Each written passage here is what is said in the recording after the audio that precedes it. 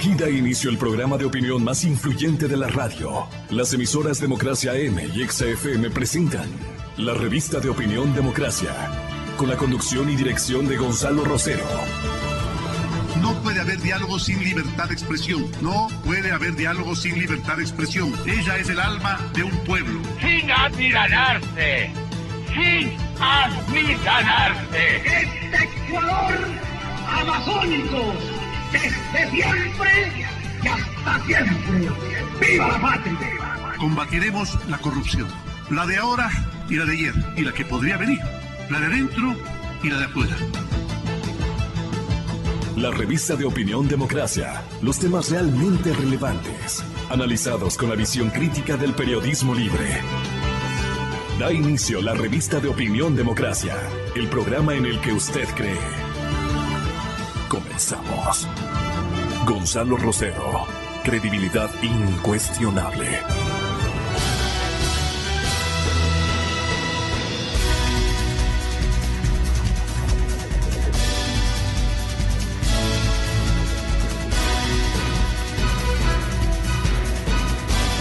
Te abrazamos fuerte, Ecuador. Te abrazamos fuerte, Ecuador. Esta es la consigna elaborada en esta emisora, porque el país se requiere de enorme dedicación, de pensamiento en unidad de acto, de pensamiento afectivo a la patria.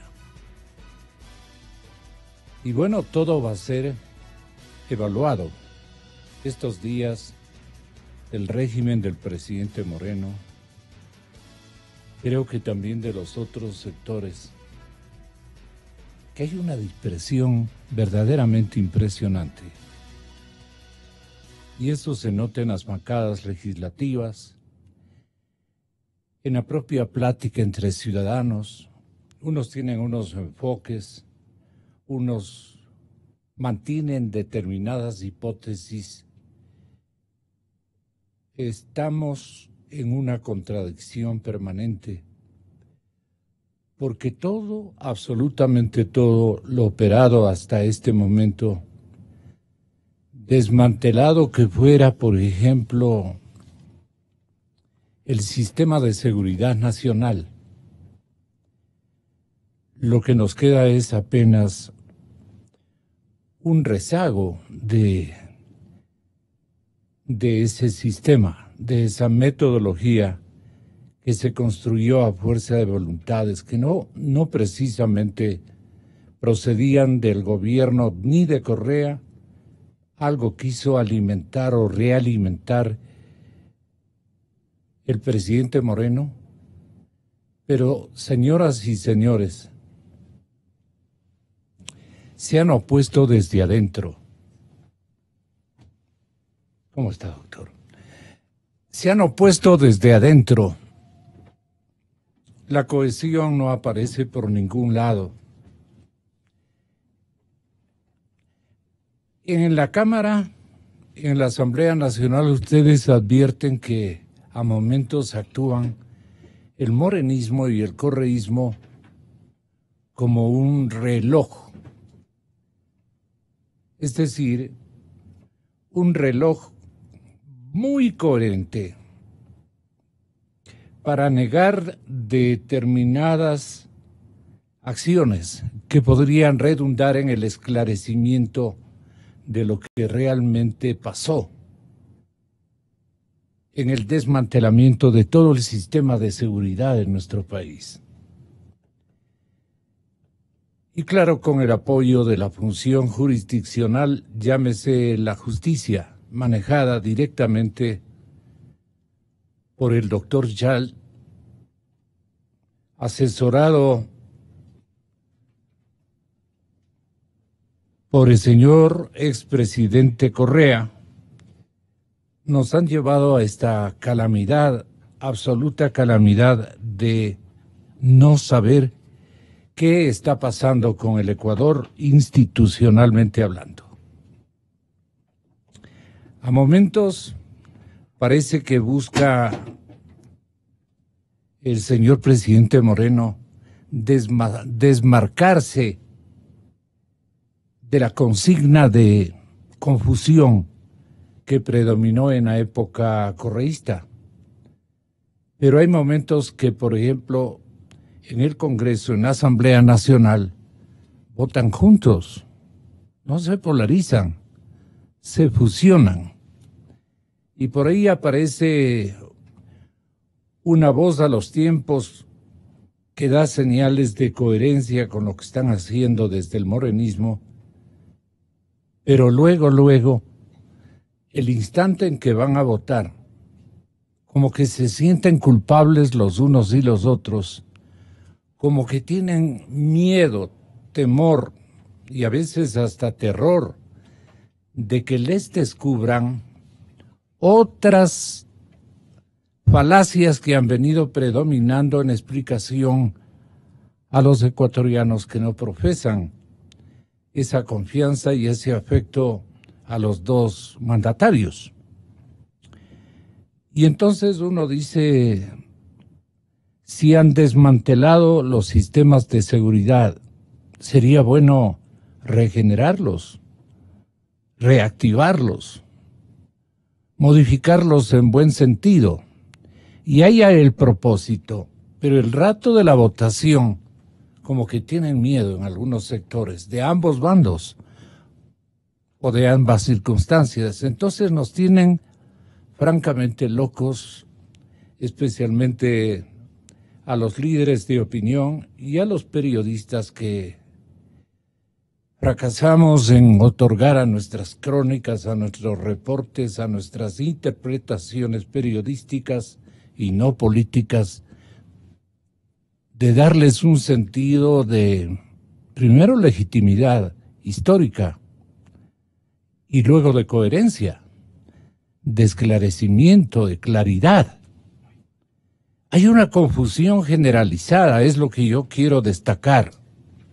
Para muchos se cree que los unos y los otros a momentos se fusionan, como han ocurrido en las últimas votaciones. No tenemos este momento como para solicitar a un asambleísta en vigencia que nos dé, señor, una visión de lo que está ocurriendo dentro del Congreso, especialmente con estas últimas votaciones inentendibles. ¿Cuál es la partecita en la que se asustaron ambos bandos? Ambas corrientes, quiero decir, del oficialismo. Porque sigue siendo oficialismo. Doctor Montúfar, mi cordial bienvenida. Muchas gracias por estar aquí conjuntamente con otro jurista que ha seguido paso a paso y muy de cerca Julio César Sarango. Este panorama inaudito, incongruente, que no entendemos cómo leerlo, o para usted refleja una claridad extrema, señor doctor Montúfar, a raíz de su denuncia y su gran propósito precisamente de sancionar a quienes son los autores cupulares de este entrevero de circunstancias. Ahora ocurre que la gente no le entiende ni al presidente Moreno, como que patina, digamos, en sus afirmaciones y naturalmente en sus orientaciones a la gente. ¿Para ustedes el panorama es claro o dónde están los confusos episodios que conviene analizarlos con mayor frontalidad en primer lugar? Creo que se necesita frontalidad y esclarecimiento o búsqueda de la verdad. Buenos días. Muchas gracias. Doctor Montúfar, buenos días. Señor doctor Sarango, bienvenidos. Buenos días, Gonzalo. Gracias, Gonzalo. Un gusto poder estar aquí y compartir el panel con Julio César Sarango. Igualmente un saludo a todos los amigos de Radio Democracia y gracias a usted por la invitación. Yo creo que el problema del Ecuador en este momento es doble. Por un lado, tenemos, yo diría, ya la manifestación clara y abierta de varias crisis que convergen en el escenario nacional. Diría que vivimos una suerte de crisis multidimensional. Resultado de las... ¿Qué significa para la gente esta crisis multidimensional? O sea, varias áreas están extremadamente confundidas. Varias crisis que convergen, que no son necesariamente resultado de la gestión de gobierno del último año, sino que son resultado de 10 años de mala gestión gubernamental. Una crisis económica que es evidente. Hubo una respuesta por parte del gobierno. Esa respuesta está demorando en aplicarse, en ejecutarse, y evidentemente los resultados no los vamos a ver inmediatamente. Hay una crisis de seguridad que venía gestándose, venía incubándose desde hace ya algunos años, y que ahora estalla con una, diría, fuerza y violencia que nos conmueve, que nos sobrecoge. Hay una crisis institucional. Cuando uno mira la forma como están funcionando las instituciones, como esta última crisis entre un exministro de Estado del Interior y el fiscal, resuelta en la Asamblea, lo que usted acaba de mencionar, las votaciones dentro de la Asamblea, como de una u otra manera coinciden quienes supuestamente están en proyectos ya distintos, separados. Yo diría que además de una crisis de ética, como resultado de una, diría, transformación del fenómeno de la corrupción, no solo en un fenómeno, sino en la transformación en un fenómeno estructural, en un fenómeno sistémico. Entonces, son varias crisis que convergen y no le vemos al gobierno, por más de que ha dado señales importantes y que hay que reconocer, de separación, de distancia, de toma de distancia con relación al gobierno anterior, con una clara dirección, con una clara visión de por dónde tiene que ir el país. Creo que el Ecuador vive un momento, yo diría, muy, pero muy complejo, y creo que si es que no hay una respuesta del gobierno, pero no solamente del gobierno, también yo creo que de la sociedad, también del estamento político, también de todos los actores del país, veo que el escenario ecuatoriano, el escenario nacional, puede irse complicando poco a poco y tener un desenlace que es difícil predecir. El estamento jurídico y de control institucionalmente establecido por la Carta Política del Estado, señor doctor Sarango, con el apoyo incluso de una institucionalidad que busca ser marginada, que busca ser desoída, está conformada por una votación producto de una consulta social o a la sociedad ordenada por el gobierno. Llegamos al acuerdo de que es bueno que la gente construya un consejo de participación ciudadana transitorio, y le otorga, en esa orden de la sociedad, le otorga roles, le concede, si se quiere,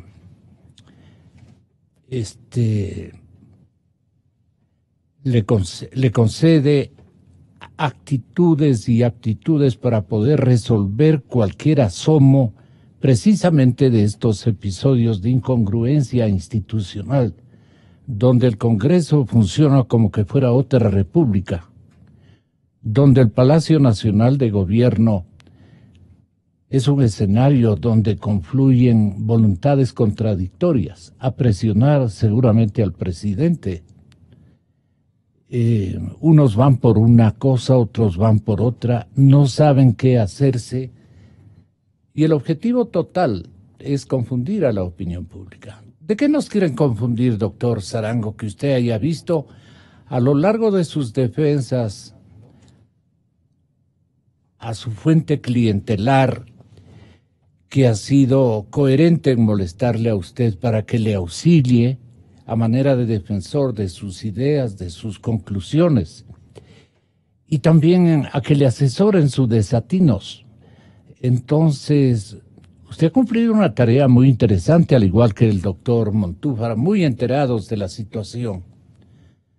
Pero todas las fuerzas que hacen liderazgo de opinión se cambian de un momento, de un día para el otro. Entonces resulta complicado leer qué estamos buscando los ecuatorianos. Decimos que la verdad, estamos buscando la verdad. Pero de esta suerte estamos confundiendo más a la gente. ¿Qué ocurre en este momento en el Ecuador institucional, en el Ecuador de los organismos convocados a darle claridad, a prender luces de serenidad, de apoyo a la verdad, etcétera, etcétera? Nos confunden más, parece que es la consigna. ¿Qué le parece a usted, doctor Sarango, esta hipótesis? Gracias, Gonzalo. Un saludo cordial a toda la audiencia. Gracias por la invitación. Igualmente un saludo a César Montúfar. Bueno, con respecto a la situación del país,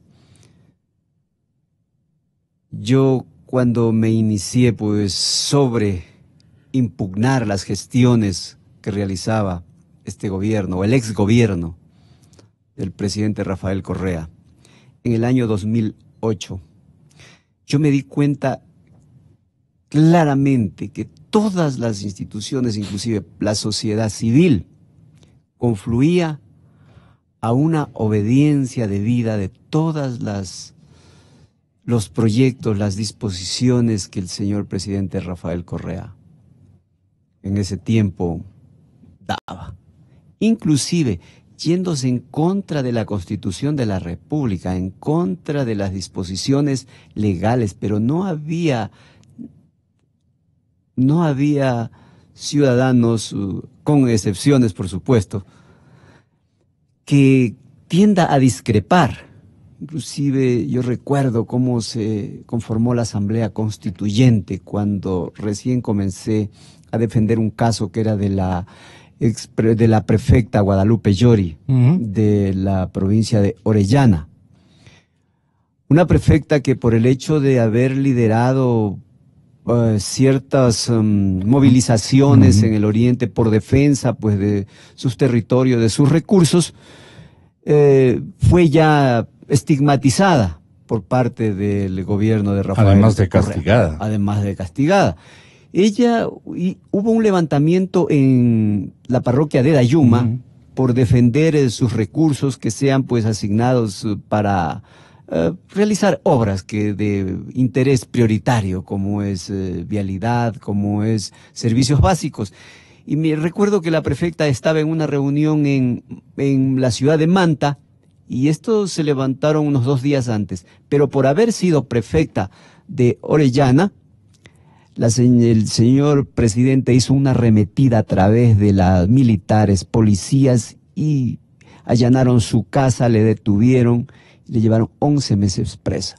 Le quitaron la prefectura, es decir, ahí se confabularon inclusive el Consejo Nacional Electoral, la función judicial con su presidente de esa época, el doctor José Vicente Troya. Fue algo terrible, fue desastroso. Entonces yo digo, aquí los poderes están totalmente concentrados. Se hizo estas denuncias, se conversó con muchos... ¿Están concentrados en qué? Concentrados para un solo direccionamiento, para irse en contra de derechos humanos. Para confundir sería el objetivo. Por supuesto, para confundir y para estrictamente irse en contra de los derechos y llevar adelante una tesis que pretendían en ese momento. Entonces, desde ahí vinieron con esos vicios, con esas violaciones, hasta los 10 años que duró el presidente Rafael Correa. ¿Este recuerdo a usted le sirve para agregar algún peso en la estrategia utilizada por quienes? Hay unos 2 mandantes, como que en el panorama hay unos 2 mandantes, 2 corrientes lideradas por alguien. ¿A quién ubicaría en esas condiciones tan confusas, para ver si atinamos a entender el episodio que vive la República, doctor Montúfar? Mire, Gonzalo, me parece que lo que dice Julio César es muy importante. y dio lugar a lo que en el Ecuador, me parece a mí, se conformó, que es algo durante el correísmo inédito, cuyas consecuencias estamos mirando en este momento. Y en algún trabajo académico que realicé, estudiando el sistema de partidos que había generado el correísmo, planteé la idea, la hipótesis de que el correísmo había configurado un sistema de partido hegemónico. Hegemónico, sí. Un solo partido. En general estamos acostumbrados, en democracia hay sistemas multipartidistas, donde hay varios partidos, varias fuerzas políticas. En realidad, la apariencia, la fachada de que hubieran varias fuerzas políticas, 16 registradas en el Consejo Nacional Electoral, era solamente una fachada. En realidad había un solo partido, a nivel nacional al menos. Y ese partido era Alianza País, que tenía toda la hegemonía. Por eso yo hablaba de un sistema de partidos hegemónico. Y ese sistema de partidos hegemónicos es el que en este momento está implosionando. En el morenismo comienza a implosionar. Y es por eso que, en realidad, muchos de los comportamientos del presidente Moreno solamente son posibles de ser interpretados. Si es que uno analiza que, en realidad, Moreno está tomando decisiones no en función de todo el estamento político, no en función de toda la sociedad ecuatoriana, sino fundamentalmente por las discrepancias, por las pugnas, por las presiones, por las corrientes al interior de ese partido hegemónico que está en este momento implosionando. Lo que usted menciona, ¿no es cierto? Cómo ahora parece que quieren converger hacia defender lo que para mí es una tesis insostenible, que es la del fiscal general, no censurarlo, no dar el voto para que un proceso que es clarísimo, que debería avanzar hacia la destitución, se lleve a cabo. ¿Cómo que se deben pecados? Y que el señor doctor Vaca los conoce a todos. Exactamente, entonces están ahí en una situación en la que el fiscal tiene la posibilidad de ejercer un gran chantaje, incluso lo ha dicho abiertamente el día jueves, es decir, mañana, él va a decir un montón de cosas, es decir, a ustedes señores asambleístas yo tengo la posibilidad de chantajearles, porque escuché que en alguna intervención el señor Vaca Mancheno dijo, muchos de ustedes pasan y recorren y hacen política en los pasillos de la fiscalía. Imagínense. Entonces, este partido hegemónico, además, lleno de prácticas corruptas. Perdone, doctora, ¿a quién les dijo para que recuerde la opinión pública? Bueno, yo creo que les dijo básicamente a los asambleístas de Alianza País. O a los asambleístas de la facción correísta, que en este momento está, digamos, que surgió de esta decisión. Pero fíjese, Gonzalo, que en realidad lo que tenemos es un movimiento, un partido hegemónico, pero que tiene prácticas mafiosas, que funciona a través de prácticas mafiosas. No estamos hablando de una fuerza política. Hasta este momento es un solo movimiento, es un solo partido político. Es un partido que está implosionando. Lleguemos a ese acuerdo preliminar, ¿no? Está implosionando, pero tiene... ¿Estará implosionando? Es que mire, ¿O los grandes jefes se están poniendo de acuerdo? Pero puede haber puntos, a eso es lo que yo iba. Puede haber puntos, como por ejemplo el tener al fiscal Vaca Mancheno, que es fundamentalmente el alfil de Rafael Correa en la fiscalía para impedir que las investigaciones lleguen hacia él. Sigan. Exactamente, con Julio César en el juicio que llevamos juntos. Julio César, recuerda a la ciudadanía, fue el abogado que actuó como abogado principal en la acusación particular que realicé al ex vicepresidente Jorge Glass. ¿Cuántas veces convocamos a Rafael Correa? Y mire, fue muy importante cuando nosotros durante el juicio con Julio César solicitamos la comparecencia de Rafael Correa. Fue la única vez que coincidieron Vaca Mancheno, que era el acusador también del vicepresidente, y el abogado del vicepresidente. Es decir, en eso sí estaban de acuerdo, en proteger a Rafael Correa.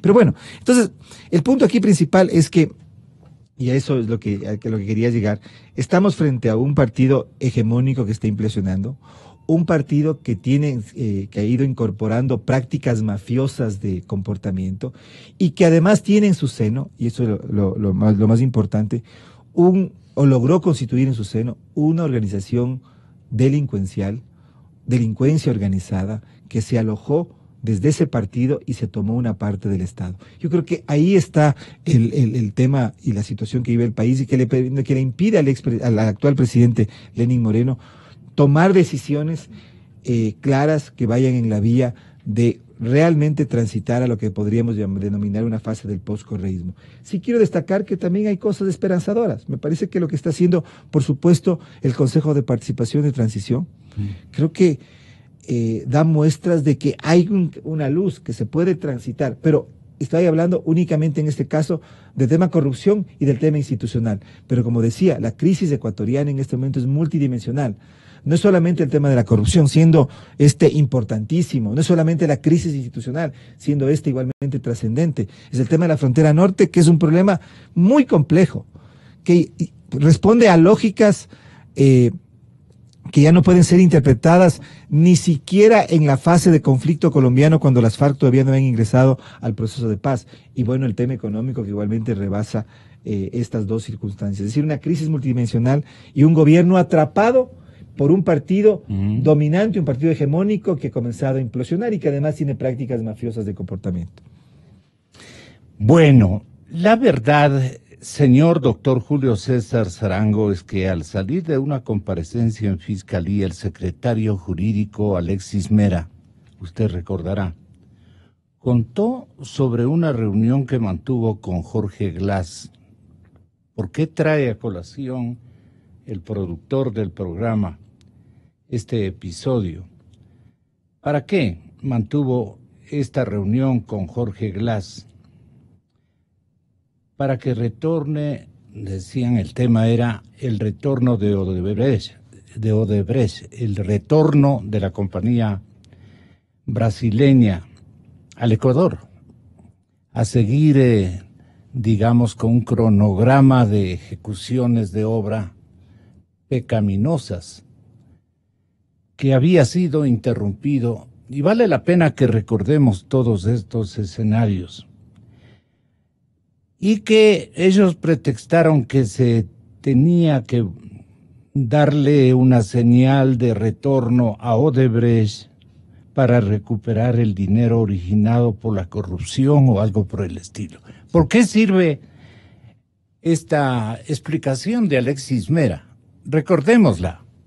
Simplemente fue una reunión en donde explicaba que Odebrecht se comprometía a reparar toda la central y que con esas condiciones podían regresar al Ecuador. Se pagaba una indemnización por el tiempo que Odebrecht estuvo fuera, la central estuvo fuera de circulación. Se dice, y creo que les sugiero que revisen mejor, se dice insistentemente de que no existe una ley para recuperar todo lo que, las coimas en los actos de corrupción que se han dado en el caso de Odebrecht, en otro caso lo puede haber. Existe, la ley permite el comiso de todos los bienes originados por la corrupción. Lo que se dice de que no hay ley para perseguir a los bienes originados en la corrupción es mentira. Yo, antes de irme de la Secretaría Jurídica, pedí la incautación de 80 millones de dólares que se deben a Odebrecht por planillas de pago.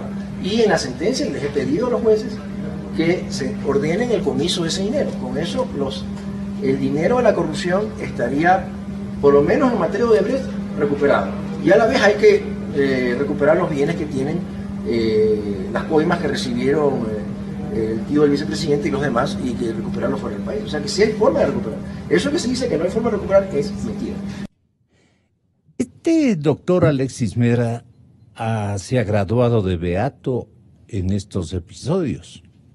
Sale ileso o pretende salir librecito de todo.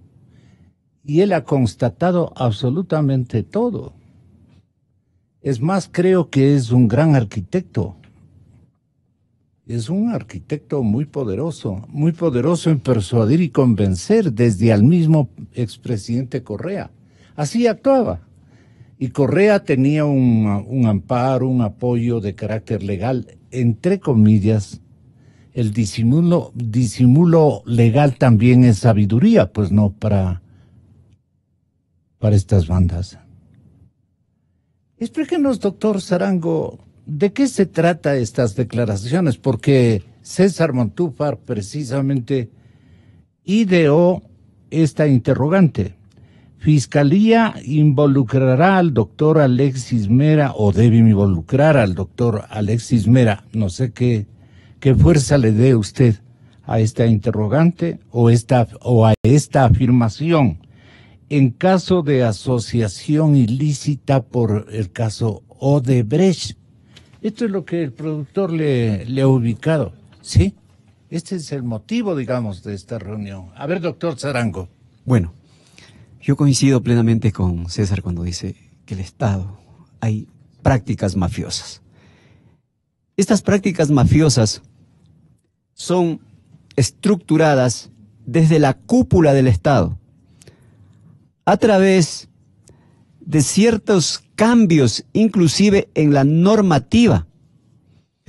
En la normativa para adecuar los tipos, las gestiones y tipos penales que han cometido autoridades que han estado dirigiendo el país.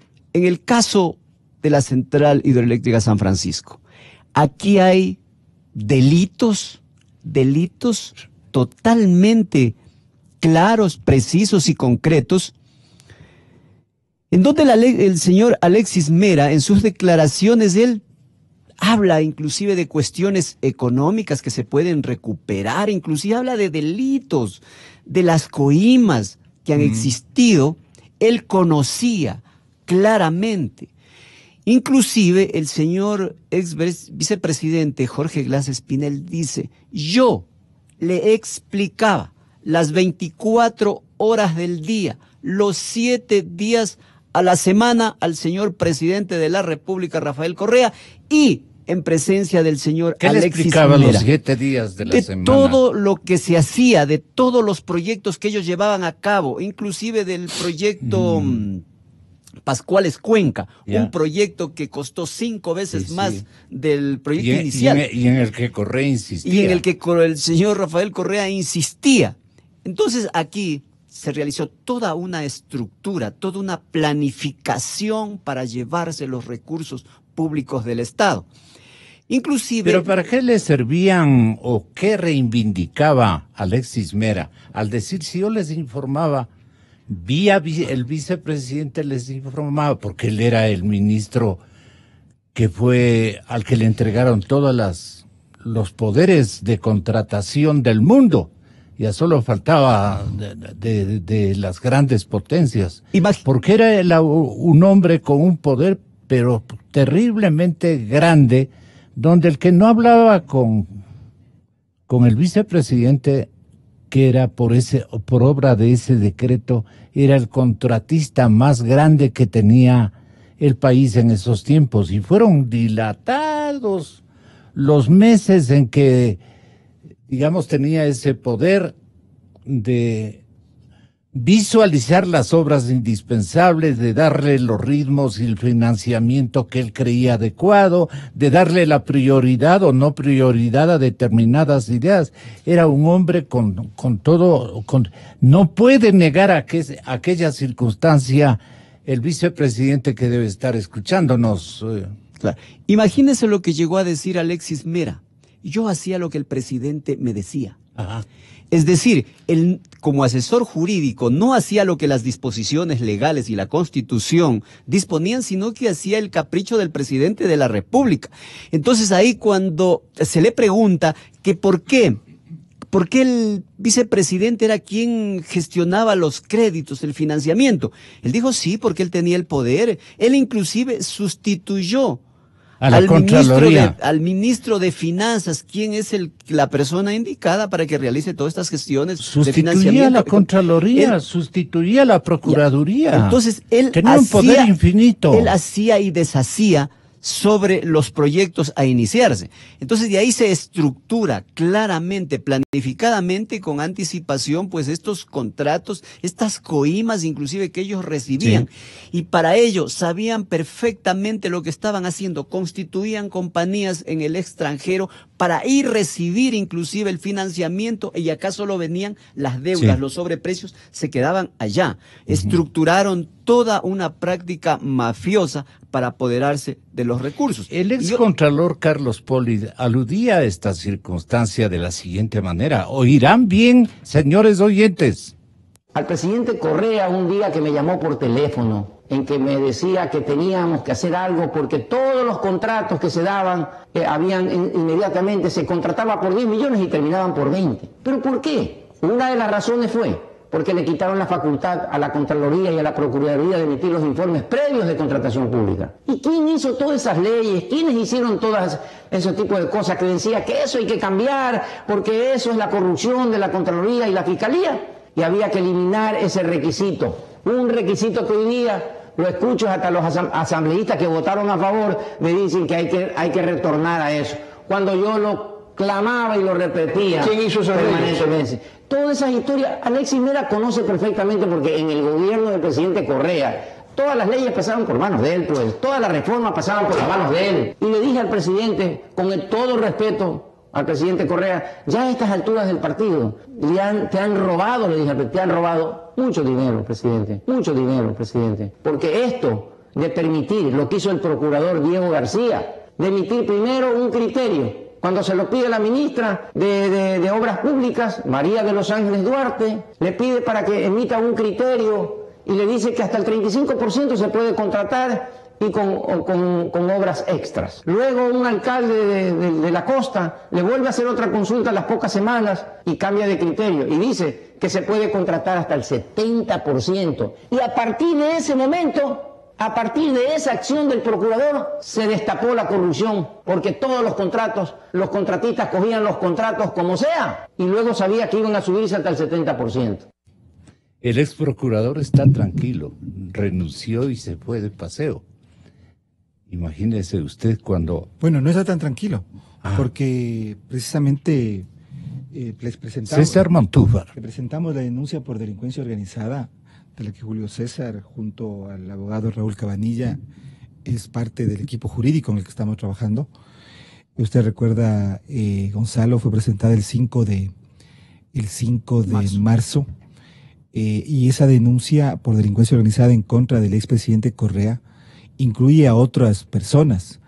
Está el ex procurador García, está el ex fiscal Galo Chiriboga, está Alexis Mera, sobre quien me quiero referir en un momento, está el vicepresidente Glass, está José Serrano, está también la empresa Odebrecht. Es decir, y esa denuncia, como usted conoce, Gonzalo, ya fue abierta por Fiscalía la semana pasada y es una continuación al tuit que usted ha mencionado. Ese tuit yo lo escribí en el transcurso del juicio por asociación ilícita en contra de Jorge Glass.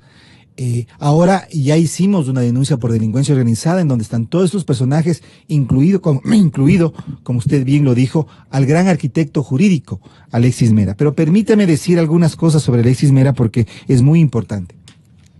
Alexis Mera ha sido mencionado ya por dos delatores de Odebrecht en los procesos judiciales que se llevan adelante en Brasil dentro del caso de Lavallato. En el testimonio anticipado de José Concienciao Santos en el juicio por asociación ilícita en contra de Jorge Glass y otros, Concienciao Santos dijo que había entregado a través del señor Carlos Pareja $2 millones como coimas a Alexis Mera. Eso fue lo que dijo Concienciao Santos. Y de lo que ha trascendido a los medios de comunicación. Tienes que darle, hermano, porque Alexis Mera es muy un poderoso, hombre vengativo, es poderosísimo. Muy poderoso. Y el rato que te quiera poner la cáscara de plátano te la pone, o del rato que quiera denunciarte te denuncia. Es muy poderoso y es muy peligroso, decía. Igualmente el otro delator de Odebrecht, Luis Carlos Mameri, que trabajó en el Ecuador a finales de la década pasada e inicios de la presente.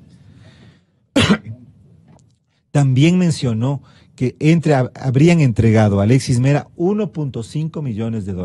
Entonces, lo inexplicable es por qué él no está indiciado, por qué no está investigado en ninguno de los juicios. Bueno, tiene que ser investigado en la denuncia que nosotros presentamos, pero evidentemente hasta ahora no ha habido ninguna acción de la Fiscalía para investigar al gran arquitecto jurídico de este esquema de delincuencia organizada que es Alexis Mera. Y a eso me refiero, Gonzalo, cuando digo, ¿cómo es posible que ahora los asambleístas duden de que hay que enjuiciar políticamente al fiscal y destituirlo? Porque él es el responsable, que hay unas omisiones enormes. ¿Y esas omisiones a dónde conducen? ¿Por qué se dan? Porque evidentemente lo que están queriendo es proteger a Rafael Correa, el escudo de protección judicial en las investigaciones. A Rafael Correa es Alexis Mera, otras personas también, pero Alexis Mera principalmente. Entonces, aquí hay muy claras las responsabilidades. Tiene que abrirse la investigación. Ya se abrió la investigación por delincuencia organizada y creo que evidentemente, en este momento los elementos que existen, los indicios que existen en estos dos casos muy claros, como he mencionado, en contra del exsecretario jurídico de la Presidencia, deben ser investigados por la Fiscalía. Doctor Sarango, ¿qué recuerda usted? Bueno, yo aquí tengo que ser muy claro. Se ha presentado esta denuncia por delincuencia organizada, pero para que esto avance, para que esto funcione, tiene que existir un nuevo fiscal. Si no hay eso, quedaremos solamente en la expectativa, inclusive en las desestimaciones, porque aquí hay una estructura. Él tiene la capacidad, pues no enterita, de poder desestimar cualquier forma de petitorio, acusación. Él no le da la importancia que la otra parte exige. Él simplemente dice, como fiscal general de la República, dice, no sirve esto. No hay elementos suficientes. No hay elementos suficientes, que es la palabra más o menos utilizada siempre. Así es. Aquí tiene ¿Y ahí qué pasaría? Bueno, ahí qué pasaría, simplemente todo se iría pues al olvido, todo se quedaría en la impunidad y ellos no serían juzgados. Aquí hay pruebas, elementos de convicción contundentes, hay videos, testimonios, hay inclusive evidencias de lo que otros procesos han sido llevados ya en el caso Lavallato, en el caso de Alexis Mera, del mismo vicepresidente. Así es. Por ello, el Consejo de Participación Ciudadana tiene un rol, un papel fundamental que está cumpliendo en estos momentos. De inmediatamente acelerar la nueva designación de las autoridades, inclusive aquí no se dice nada en contra de jueces que permitieron, están muy campantes en la Corte Nacional de Justicia, en las Cortes Provinciales, en los juzgados de primer nivel, que han confluido de manera unívoca, concordante, precisa, para perseguir inclusive a las personas, a los ciudadanos, a las organizaciones. Perdón, que estaban... ¿todo esto coordinó Mera? Justamente, esto venía desde Ordenó porque él tenía un poder supremo. Mire, solo un ejemplo, un mínimo, es la disposición. Podía haber también intervenido el señor presidente del Consejo Nacional de la Judicatura. Por supuesto, era en contubernio entre nosotros, pero cuéntele a la gente. Ahora que nadie nos oye, imagínese, hay un documento que manda el presidente de la República a través de un comunicado de la señora Mariana Pico, en esa época secretaria de la Presidencia de la República, y dice a los jueces que tengan mucho cuidado en conceder acciones de protección en contra del Estado, so pena de ser destituidos inmediatamente. Imagínense ese tipo de presiones, esas manipulaciones, esa interferencia en la administración de justicia. Eso conlleva un tráfico de influencias, inclusive inmediatamente deberían ser juzgados todas las personas que intervinieron en este tipo de acciones, inclusive como premio esta señora que emitió este memorándum, Mariana Pico, está de embajadora en la República de Bélgica. Entonces, este tipo de acciones, la secretaria, así es, Mariana Pico. Entonces, más querida de Correa. Este tipo de acciones han sido elementos negativos para la administración de justicia. Han causado una grave inseguridad jurídica, han causado daño a muchas personas. Desde ese punto de vista, pues, el Consejo de Participación Ciudadana hoy está trabajando en reemplazar en evaluar para luego reemplazar a estos personajes nefastos que han sido pues en la administración de justicia y al pueblo ecuatoriano le han causado un grave daño, un daño irreparable. Daño irreparable pues que tardará mucho tiempo para que se pueda recuperar. A más de la crisis económica, hay una crisis moral, una crisis ética en la administración de justicia. Los jueces que hoy tenemos pues no están investidos de esa transparencia, de esa idoneidad que deben tener, que debe significar para un país como el nuestro. Hoy nuevamente pues se pretende en la Asamblea Nacional a través de los asambleístas tratar de hacer ciertas cuestiones que están siendo rechazadas por el pueblo ecuatoriano, que se necesita un sentido de buena fe para que el país avance. De lo contrario, la situación se torna bastante difícil, tanto en la situación económica como en la administración de justicia. Yo quisiera apelar al archivo del diario El Universo, el domingo 10 de diciembre anterior. No, es en diciembre del 2016. Hace 2 años. Hace año y piquito. El ex ejecutivo de Odebrecht, al que se referían ustedes, Luis Antonio Mameri, hombre muy, muy importante, no es cualquiera. Mameri es un hombre súper importante en la empresa Odebrecht. En ese mes de diciembre del 2016, no se me hagan los tiernitos, Luis Antonio dio más de 20 testimonios como parte de un acuerdo de delación premiada, entre comillas, ante los fiscales de Sao Paulo. Esto en la justicia brasileña. Ciudad donde está radicado. Su declaración número 20 del 13 de diciembre se refiere a, comillas, Ecuador, autorización de pago indebido al secretario jurídico de la presidencia, Alexis Mera. Seguramente usted, doctor Montúfar, y usted, doctor Sarango, recuerdan esto, y es la sustentación, la base, incluso con testimonio no de actores nacionales, sino de uno de los asesores más importantes del señor presidente de la compañía, el presidente de la compañía. Mameri, que vestía terno oscuro, ahí le grafican, relató cómo, siendo vicepresidente de América Latina y Angola de la compañía Odebrecht, era quien autorizaba el pago sistemático de coimas a través del sistema encriptado MyWebDay y que los depósitos eran realizados por el Departamento de Operaciones Estructuradas a cargo de un señor Hilberto Silva, no Gilberto, sino, bueno, ¿cómo pronunciarán la H, no? Los brasileños. Mameri señalaba que designó a José Concienzao como director en Ecuador, pues eso lo conocemos todos.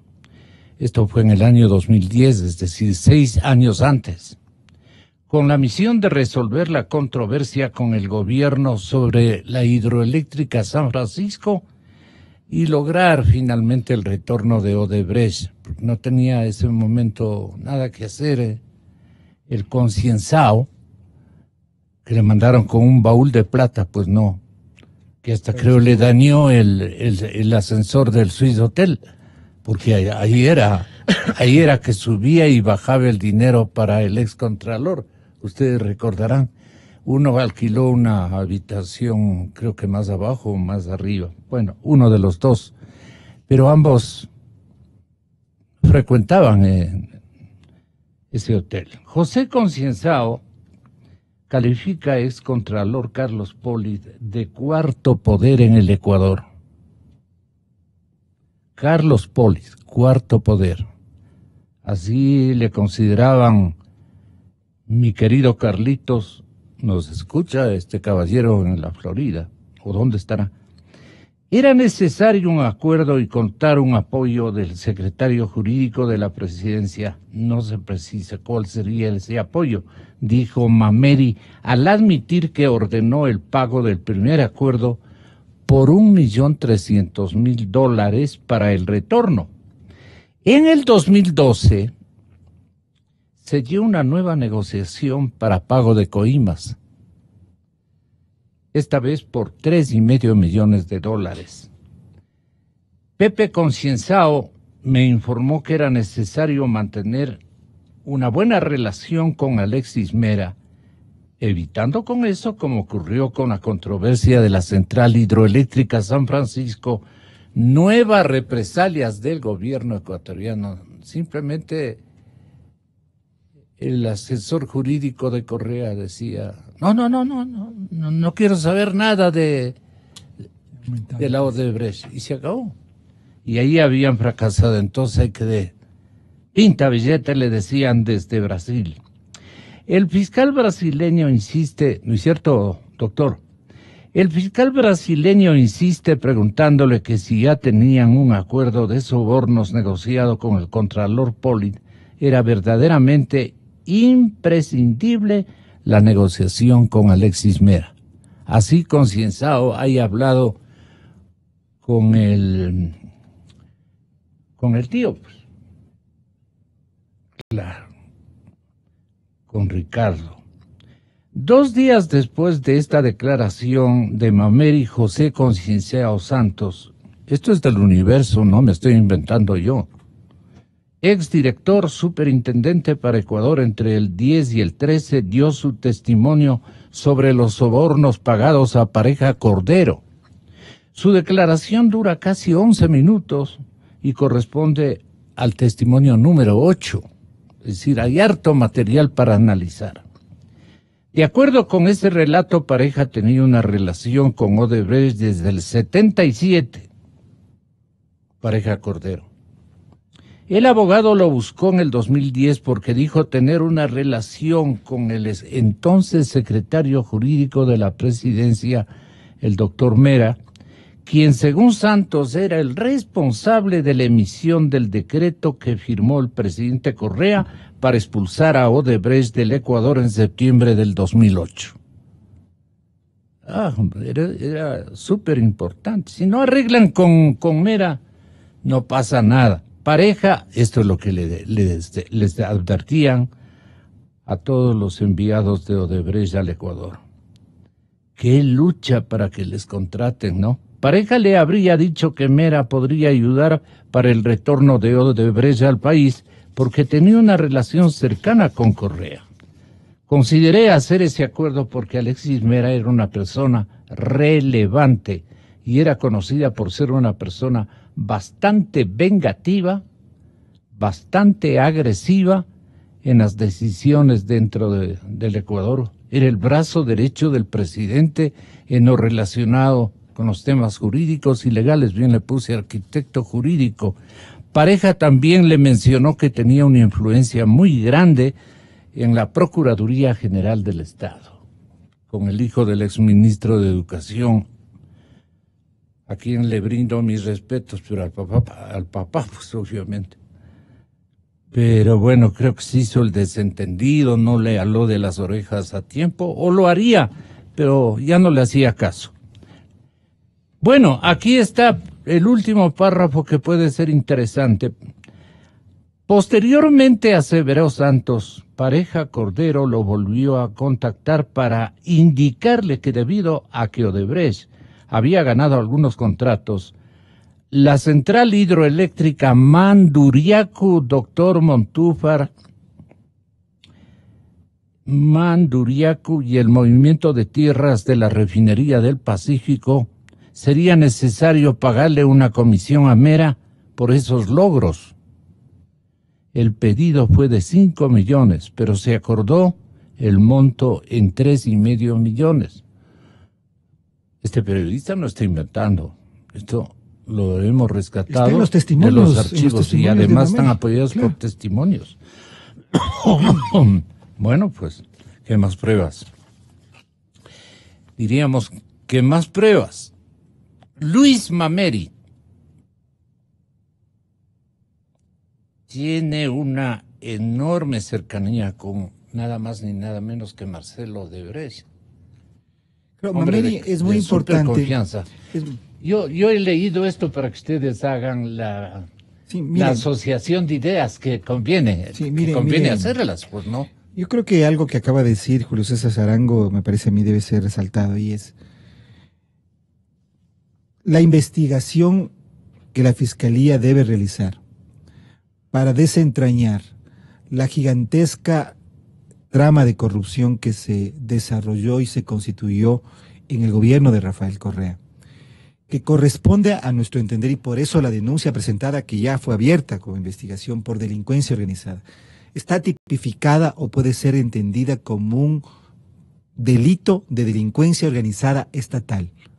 Aquí hubo un grupo de personas, Gonzalo, que se tomó el Estado ecuatoriano desde las más altas autoridades, encabezadas, lideradas por el expresidente Rafael Correa, que tuvieron al señor Alexis Mera como el brazo jurídico ejecutor, como usted dijo hace un momento, el gran arquitecto jurídico de esta operación, y que desde allí establecieron una organización delincuencial y cometieron delitos en contra de la administración del Estado.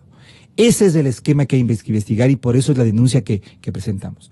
¿Qué papel cumplía Alexis Mera? Usted acaba de mencionar lo que ha sido delatado por Luis Carlos Mameri, nada más y nada menos, funcionario en el Ecuador y después promovido a vicepresidente del Departamento de Operaciones Estructurales de Odebrecht, es decir, la oficina de coimas. Pero, en realidad, este esquema de delincuencia organizada no fue únicamente con Odebrecht. Aquí estamos solamente para graficarlo, claro, o cuantificarlo.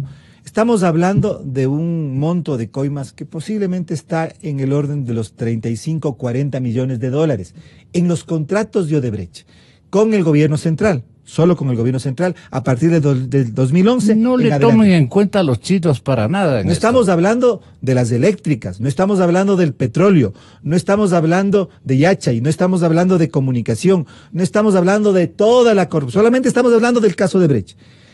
Solo quisiera mencionar esto. En un estudio que hizo Plan B, que es muy importante, este portal electrónico, los contratos de Odebrecht estuvieron más o menos por los 3.500 millones de dólares. Y estos aumentos de reajuste de contrato para subir el precio, esa diferencia entre el precio inicial y el precio posterior, asciende a una suma aproximada de 600 millones de dólares, 630 millones de dólares. Entonces, más o menos el esquema es este. Contratos por 3.500 millones de dólares, sobreprecios de 630 millones de dólares, coimas de aproximadamente 35, 40 millones de dólares. Imagínese usted, la defraudación, la afectación al Estado ecuatoriano. Es enorme. Solo en el tema de Odebrecht. Solo en el tema de Odebrecht. ¿Cómo se logra todo esto? Se logra cambiando la Constitución y teniendo a acólitos en los principales cargos, a miembros de este mismo círculo. Gracias a los acólitos, ¿por dónde andaban? En la Contraloría, en la Fiscalía, en la Procuraduría, en el Consejo de la Judicatura. Todo el mundo sabe. En la denuncia que nosotros presentamos por delincuencia organizada están denunciados. ¿Cómo se logra esto? Cambiando las leyes, cambiando la ley de contratación pública, cambiando la ley de la Contraloría, cambiando la ley de empresas públicas, haciendo un código orgánico de finanzas públicas, cambiando la legislación penal y expidiendo el Código Integral Penal, por mencionar algunos. También aprobando la ley de comunicación, para tener a los medios de comunicación acosados administrativamente y además acosar aún más al periodismo de investigación. Es decir, es un esquema muy bien planificado, Gonzalo. ¿Cómo se logra esto? Cambiando la forma como funciona administrativamente el Estado, creando estos ministerios coordinadores como el Ministerio de Sectores Estratégicos. ¿Cómo se logra todo esto? Firmando innumerables decretos de emergencia que Alexis Mera debió haber sido quien los preparaba para que firme Rafael Correa. Claro, evidente. Entonces, a lo que vamos, Gonzalo, es que la gran corrupción del Ecuador, que ya no es digamos, tiene que ser vista no como algo espontáneo, sino como un fenómeno estructurado, organizado. Aquí se organizó, aquí se preparó, aquí se cambió la constitución, la ley, se firmaron decretos, se cambió la forma como funcionaba la administración pública. Por eso, Gonzalo, el delito, y ese es el punto en el que nosotros estamos trabajando, es el demostrar que se configuró el delito de delincuencia organizada estatal. Aquí es el Estado el que se transforma en una organización delincuencial y desde allí se perpetran delitos en contra del Estado ecuatoriano. Y de ahí perseguir los otros delitos. ¿Cuáles son? Peculado, concusión, lavado de activos, defraudación tributaria. En el tema de la deuda, falsificación de documentos públicos, falsificación ideológica, peculado. Es decir, ese es el esquema, Gonzalo. Y por eso es que sí es muy esperanzador lo que está haciendo el Consejo de Participación Ciudadana, pero se necesita un fiscal y una fiscalía independiente.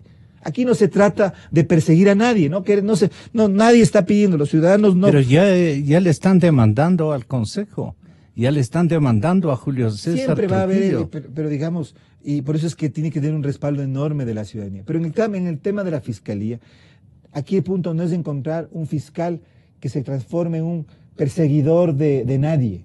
Se trata de una fiscalía que realmente pueda llevar adelante las investigaciones con objetividad, con prolijidad, con celeridad y sin proteger a nadie. ¿Cómo puede ser, después de que esta información de prensa que todo el país conocía por Diario Universo de diciembre del 2016, que hasta ahora Alexis Mera no esté investigado en ninguna de las causas? Eso es, pues. Es impresionante. ¿Cómo puede ser? Mire, pero ¿sabes cuál es la razón? Porque Alexis Mera es la protección de Rafael Correa. El momento que ingresa Alexis Mera, evidentemente todo ese edificio de impunidad comienza a derrumbarse. Y eso es lo que el fiscal Carlos Vaca Mancheno ha hecho y por lo tanto es inconcebible que no pueda ser destituido. ¿Y usted qué tal amigo era del presidente y qué tan... ¿De cuál presidente? No, le dicen a este momento, le acaban de decir a Carlos Vaca en la cadena Coavisa, ¿no? Me faltó dar el escenario. Entonces le dice, y señor fiscal, ¿y usted qué tal se llevaba con el presidente Correa? Y casi le mencionan y cómo se presenta a usted o se presenta, sí, a responder la denuncia del doctor César Montúfar. ¿Sí? Entonces, Vaca responde. Yo no tengo amistad con el economista Correa. Yo trabajé con él durante un tiempo y no tengo una causa o un motivo por el cual alegar amistad. Sin embargo, decirle además, señor Pinargote, que en esos dos temas que usted menciona, la denuncia que presenta el señor Montúfar y el informe con indicios de responsabilidad penal que remitió la Contraloría en el tema de la negociación del pozo petrolero de Singue, como también en el tema de la deuda. Lo que ha hecho la Fiscalía es abrir la investigación, se encuentran las investigaciones en el caso de Singue ya muy adelantadas, ya muy cerca de tomar una decisión sobre eso, pero ya las investigaciones se encuentran adelantadas. Y además de ese tema, tiene algunos otros temas más que están abiertos por denuncias de la Fiscalía. De modo que aquí no ha habido ni protección, ni se le pretende proteger a Correa absolutamente de nada. Pero sin embargo, por Correa ni no por Correa, sino que simplemente lo que quieren es que el mensaje de impunidad y el círculo de impunidad continúe haciendo de las suyas. Y quieren que un fiscal que ha enfrentado los temas de la forma en que lo ha hecho, no siga en la Fiscalía porque es un peligro para los compadritos. Eso es todo. Y no colorió para nada. Eso le comunico a usted, doctor Sarango. Yo estuve viendo el color de los rostros. No colorió para nada el doctor Vaca. ¿Qué le parece lo que dice el señor fiscal? Bueno, yo creo que el fiscal Carlos Vaca Mancheno en absoluto no es ninguna garantía para que se pueda investigar todos los actos de corrupción. Pero dice que cometidos. tiene listito los informes. ¿Por qué no le dejan que ausculte lo que él ha investigado, que le confíe al público lo que él ha investigado? ¿No cree usted que resplandecería o comenzaría a resplandecer la verdad? Bueno, yo creo que él fue puesto en ese lugar como fiscal general, fue para que cumpla un rol. Pero él dice que no ha sido amigo del presidente Correa. Él fue consejero del presidente de la República, luego acomodó un informe del golpe blando para perseguir a mucha gente que hoy está inclusive en la cárcel, inclusive con ciertos matices de acomodar, de direccionar ciertos audios para inclusive favorecer y tratar de caerle bien a su máximo jefe, como era el presidente Rafael Correa. Y hoy él está ahí pues cumpliendo ese rol. Ese rol que ha incumplido totalmente sus funciones. La sentencia dictada por la Sala de lo Penal que sancionó y condenó al ex vicepresidente Jorge Glass, dispusieron que se envíen copias certificadas a la Fiscalía por 8 procesos. Y esos procesos no han sido absolutamente tramitados, no han avanzado en absoluto. Inclusive él debió de oficio, vincular a muchos procesados que hoy están muy tranquilamente por ahí. Ahí tenemos un señor también que está bastante involucrado, que es un señor Tomislav Topic, que hizo muchos negocios con el tío del vicepresidente. Entonces aquí el fiscal no es garantía para que se pueda realizar una investigación. No pasa nada si es que... No pasen absolutamente nada. Trata de justificar diciendo que está realizando investigaciones, hasta que pase pues las funciones del Consejo de Participación Ciudadana y él pretender quedarse. Pero ahí su testimonio o su punto de vista no le beneficia al compadrito lindo, como dice el doctor Vaca. Bueno, el compadrito lindo está igual de involucrado que él también. Él también tiene ciertas acusaciones que tiene que responder a la justicia. ¿Y él cómo se va a investigar él mismo? Entonces eso es imposible. Aquí claramente tenemos que recordar la toma de la justicia que se realizó en la época del presidente Rafael Correa, y desde ahí comenzó la debacle y no se ha podido enderezar. Y no se puede enderezar con los mismos actores que hicieron daño al país. Ahí tenemos una Corte Constitucional que lo único que responde hasta ahora a los intereses del gobierno pasado. Y todavía siguen esos rezagos, porque han existido fallos que son estrictamente contradictorios a la sociedad, contradictorios a los ciudadanos, cuando se trata de proteger derechos de ciudadanos comunes y corrientes, nunca despachan. Entonces aquí inclusive habían ciertos jueces constitucionales que respondían a los intereses directos del presidente Rafael Correa, y hoy siguen ahí ya haciendo pronunciamientos que ellos son los omnipotentes, que nadie les puede remover, que el Consejo de Participación Ciudadana no tiene ninguna injerencia sobre ellos y que es inconstitucional, es violatorio a sus derechos si es que ellos revisan su funcionamiento, su cumplimiento de funciones. Las acciones de protección que ya muchos prestanombres han presentado en contra del presidente del Consejo de Participación Ciudadana son inviables porque no han cumplido con los requisitos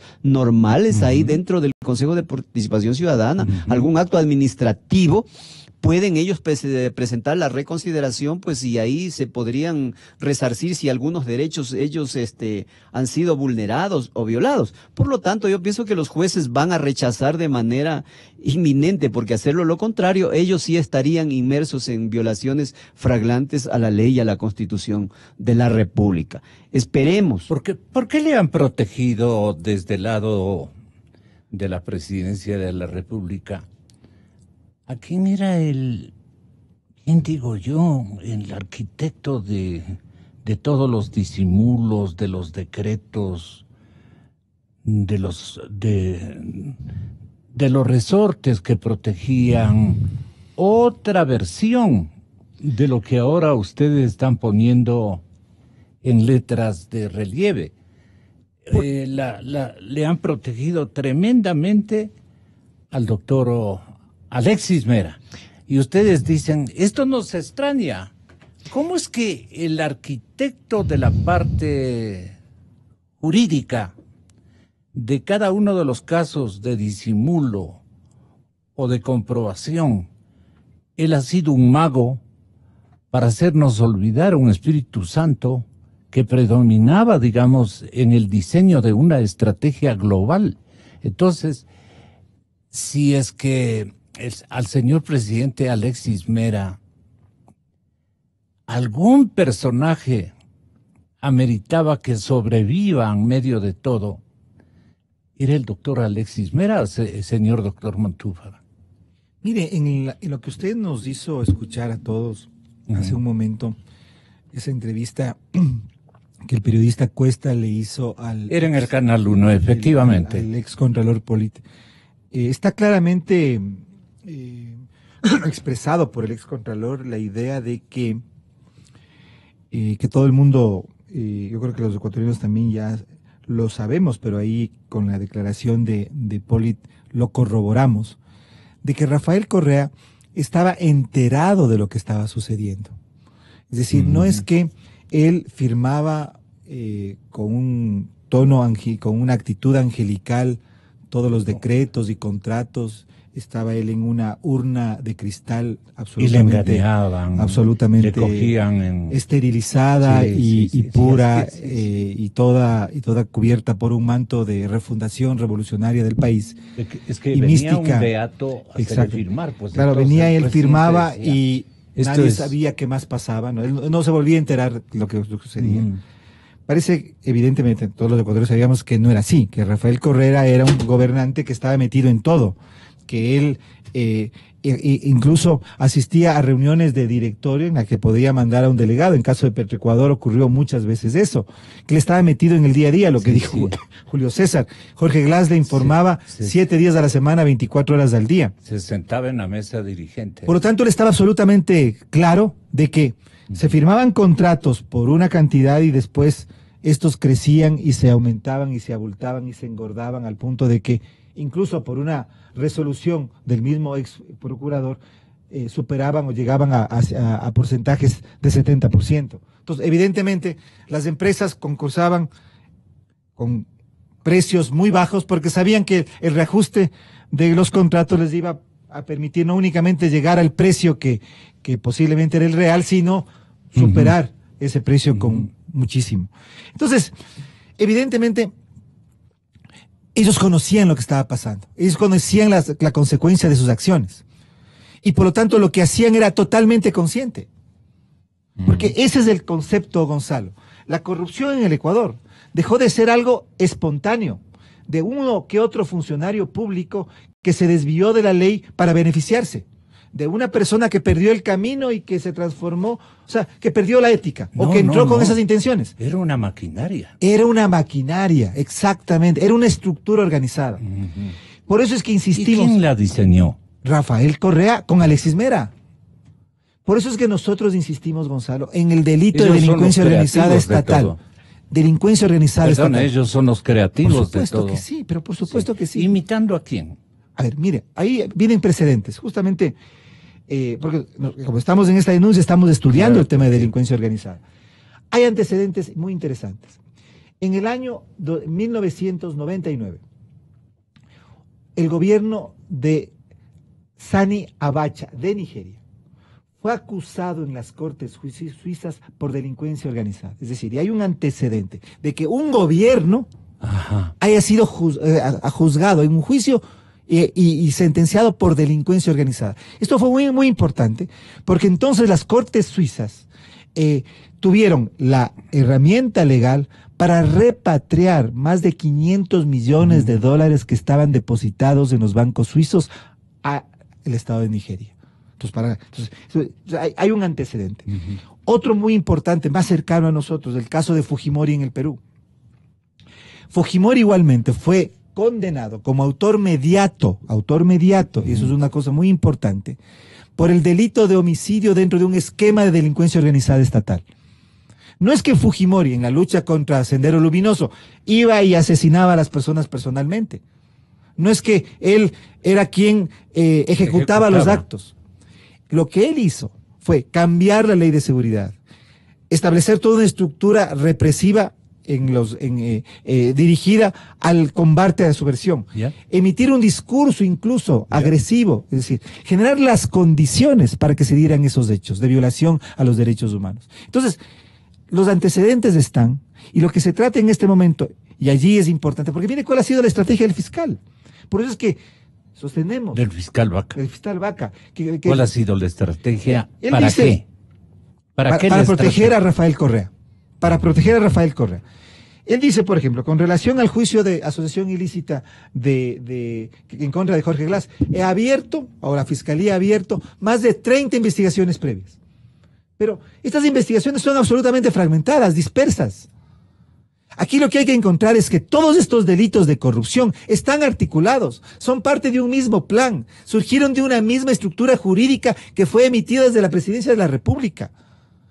Fueron resultado de delincuencia organizada estatal, para luego perseguir estos otros delitos. Y de forma, y que no nos pase lo que ya advertimos que es la estrategia, es decir, tenemos a un Alexei Mosquera preso, pues vendrá Carlos Pareja preso, otros 2 más presos. Y se acabó el cuento. Claro. Y los verdaderos peces gordos, absolutamente en impunidad. Claro. Un ex vicepresidente, sí, en este momento cumpliendo una prisión de 6 años, luego de una sentencia en primera instancia. Pero a lo mejor salen 3 años y se acabó el asunto. Entonces hay que mirar el tema en su globalidad y entender entonces que la corrupción en el Ecuador se transformó en un estado, en un hecho sistémico, estructural, y que por lo tanto hubo una organización delincuencial que se tomó el Estado y organizó desde el Estado esta trama de corrupción. Con una cabeza. Con una cabeza, por supuesto que sí.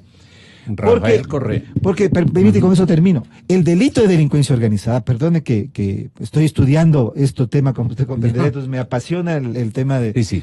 ¿Qué quiere decir? Tiene una cabeza que tenía el dominio de toda la situación, el dominio del hecho, el dominio de todo el contexto, el que podía tomar las decisiones, el que nombraba a los funcionarios, el que firmaba los decretos. Pero el sistema de instrucción o de comunicación, caramba, era igualmente una tecnología del más alto nivel para poder transferir orden por orden o por lo menos reunir a un consejo integrado por no menos de unas 10 personas para dominar sobre todo esa organización. Sobre todo, ¿cómo se explica usted, doctor Sarango? Termina esta entrevista usted. Bueno, aquí hubo toda una infraestructura debidamente organizada, debidamente estructurada. Para que funcione como un reloj suizo. Para que funcione como un reloj suizo. Se comenzó inclusive apoderándose de la justicia. Primerito formando, direccionando jueces, porque ellos se dieron cuenta que la herramienta fundamental para ellos lograr sus propósitos era la justicia.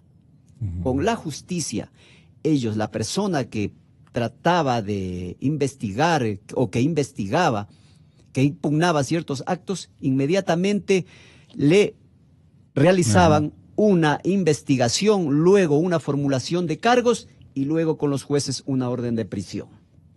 Y con ello pues lo tenían pues alejado de ello.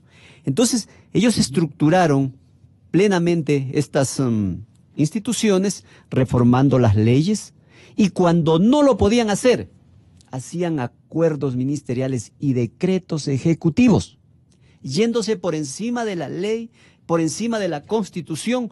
Mire, le pongo un ejemplo muy claro. Legislaban extraordinariamente. Legislaban de manera ilegal, inconstitucional y arbitraria, ilegítima e ilegal para conseguir sus propósitos. ¿Y qué instituciones le dieron permisividad a todos estos actos cumplidos por la administración Correa? Bueno, todas.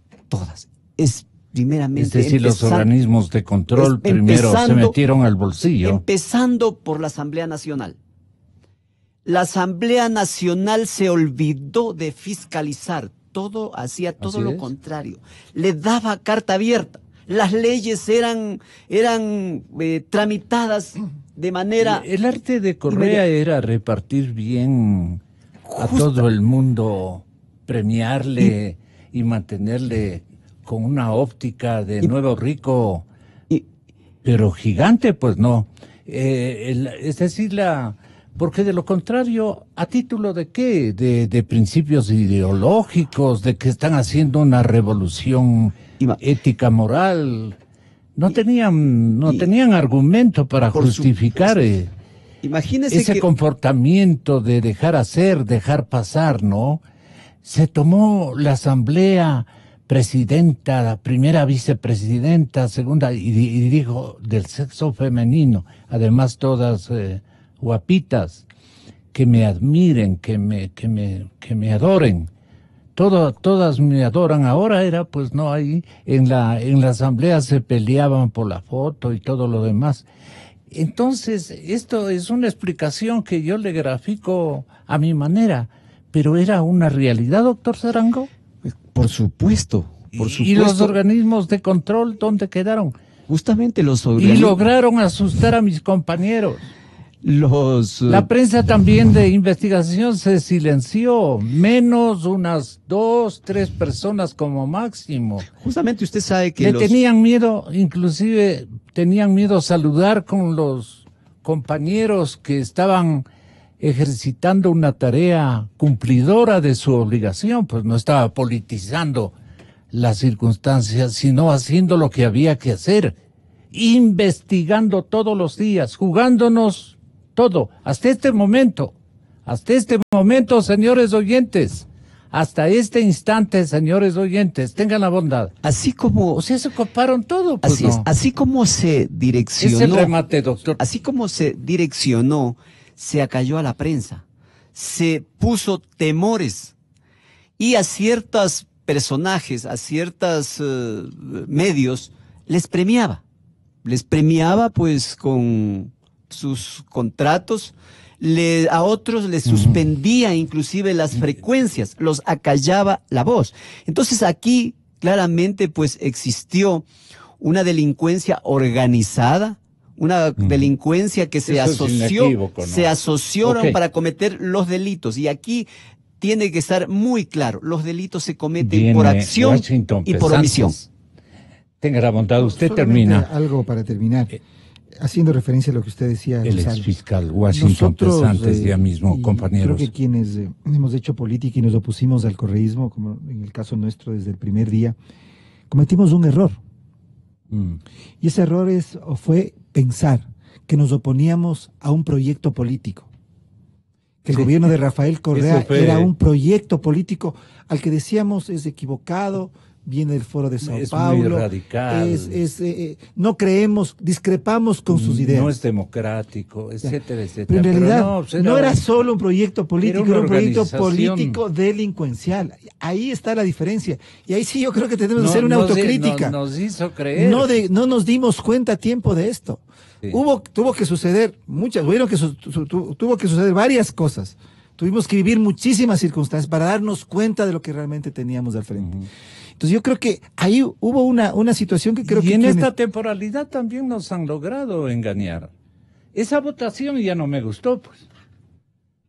La votación de esta antevíspera que no lo encuentro el compañero. ¿Usted le tiene? Muchísimas gracias.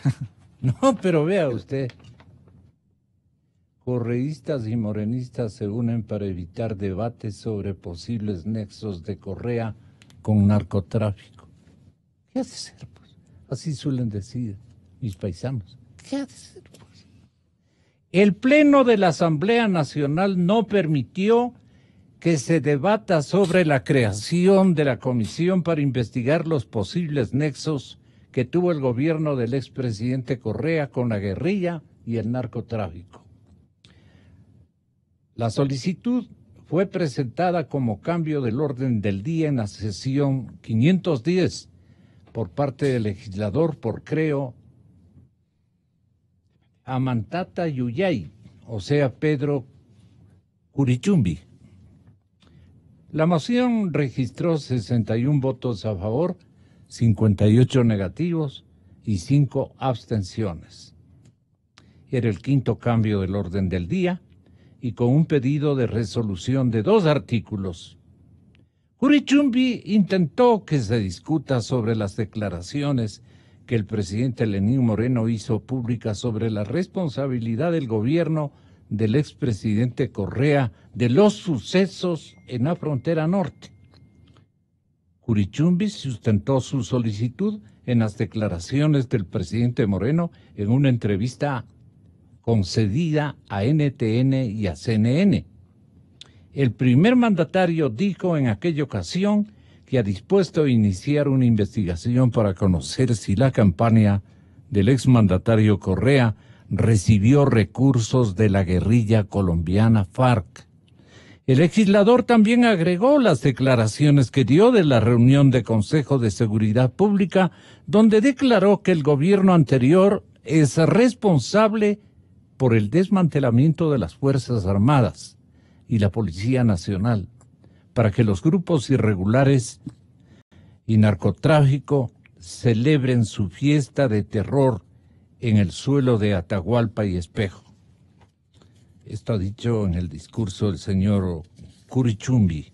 El proyecto de resolución contenía como primer artículo solicitar al Pleno que cree una comisión especializada ocasional para investigar los posibles vínculos del anterior gobierno con la guerrilla y el narcotráfico, la que tendría una duración de 6 meses a partir de su creación, y se encargará de investigar las denuncias del presidente Moreno y las de ciudadanos que presenten pruebas relacionadas con este tema. Con esto termino. El segundo artículo indicaba que la comisión estaría integrada por 2 asambleístas de cada bloque legislativo legalmente reconocido. Esto es, Alianza País 1, Alianza País Aliados 2, Creo, Partido Social Cristiano y BIN. ¿Por dónde anda el Partido Social Cristiano? Yo no le logro entender. Es decir, 10 miembros. 10 miembros. Así se evidenciará la verdad y la paz a favor de los ecuatorianos, indicó Curichumbi. A pesar de que el legislador intentó con esto ayudar a investigar lo que aseguró el presidente Moreno desde las bancadas de Alianza País Aliados y la Revolución Ciudadana, llegaron los votos negativos y las abstenciones, aunque tuvo el respaldo de Suma, de Creo, del Partido Social Cristiano, de la bancada de Integración Nacional que es BIN. Esos votos no fueron suficientes para dar paso al debate. Vean, caballeros, ¿a qué estamos jugando? Sean más francos, pónganse un rótulo en el pecho y digan quiénes son. Viene, señoras y señores, Washington Pesantes, ex fiscal general de la República, porque aquí estamos buscando la verdad. Te abrazamos, Ecuador. Te abrazamos fuerte, Ecuador. En los días más difíciles, aquí seguimos. Recordaremos con honor a quienes ya no están. Rechazamos con firmeza a los asesinos. Rechazamos las circunstancias, aquellas que fueron creadas por quienes te traicionaron, por defender sus ideas, su proyecto. Abrazamos el silencio para escuchar esperanza. Te abrazamos fuerte, Ecuador. Aquí seguiremos, buscando la verdad. XFM y Democracia AM. Inicio de espacio promocional y publicitario. Llevarlos al fútbol.